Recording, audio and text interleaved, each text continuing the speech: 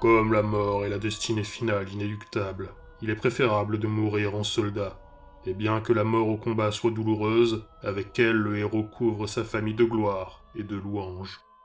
Attribué à Eugarat, guerrier philosophe de l'âge de la faux, troisième âge Morat, précurseur de la renaissance du couteau. Suivant de nombreux rapports, la société Morat est fortement militarisée. Dans cette culture, pour atteindre la citoyenneté totale, et devenir ce qu'ils appellent un surat, un Morat complet, il faut s'engager dans l'armée, et au moins atteindre le grade de sous-officier. Les autres membres de cette société ne disposent pas de certains droits et privilèges que seuls les militaires peuvent avoir. Cette situation est assumée par tous, car n'importe qui ayant plus de 14 ans peut rejoindre l'armée et prétendre à la citoyenneté totale. Les surats militaires sont partout dans la société Morat.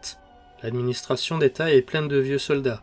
Les positions à responsabilité sont tenues par des surats ayant prouvé leur talent lors de leur carrière militaire passée. De fait, seuls ceux qui ont une expérience militaire et des capacités de meneur peuvent prétendre aux positions politiques les plus importantes. En échange de ces privilèges, le surat offre son esprit de sacrifice et son acceptation de la mort. Comme cela, le surat devient un éducateur d'honneur, un conducteur moral de la société Morat, un exemple pour tous les autres. Il doit imprégner la société avec l'honneur des camps militaires. Et pour le soldat Morat, le véritable honneur est de faire partie d'un régiment, un corps auquel vous appartenez, que vous aimez, et qui vous donne votre identité. Le régiment est une communauté à part, distincte des autres par son uniforme et son insigne. Cet insigne est le symbole du corps militaire. Le perdre ou laisser l'ennemi le prendre est la pire des trahisons qu'un soldat puisse commettre. Chaque régiment a sa propre identité, représentée par son uniformologie, ses traditions, ses batailles, sa chronique de victoire et sa galerie de trophées.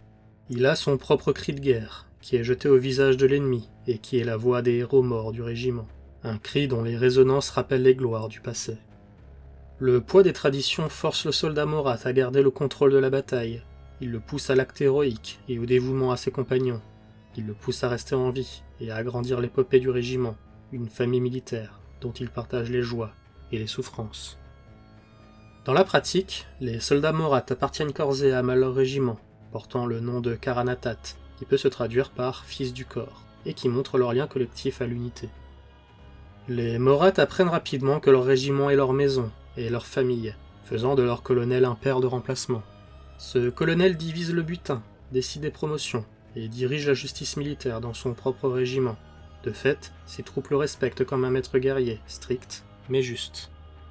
Malgré tout, le colonel se conduit comme n'importe qui dans la troupe.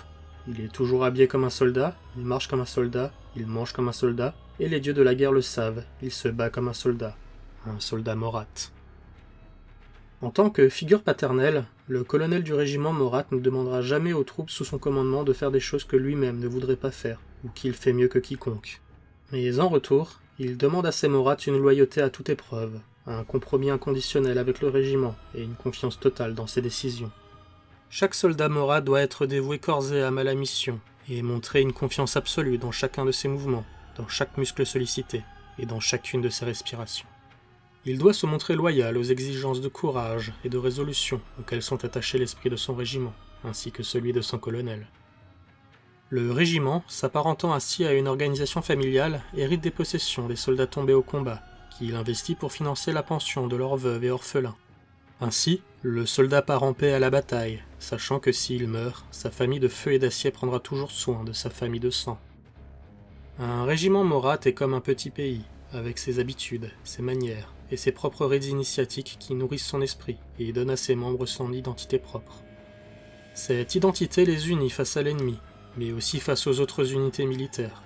Il y a toujours des combats et des duels entre les différents régiments, mais tous partagent la fierté commune d'appartenir à une armée agrandie par les vicissitudes constantes de la guerre.